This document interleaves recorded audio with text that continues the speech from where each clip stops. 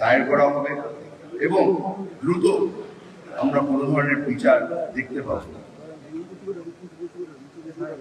আজকে সকালে এখানে অনেকজনের সাথে আলাপ করার সময় একটা জিনিস বারবার করে তুলে ধরা হচ্ছিল,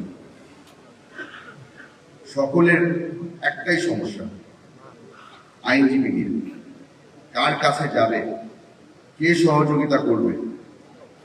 আমি আজকে আপনাদের সকলকে অনুরোধ করব, এখানে আমরা অনেকেই আছি যারা কোনো না কোনোভাবে কোনো ভালো আইনজীবীকে চিনি।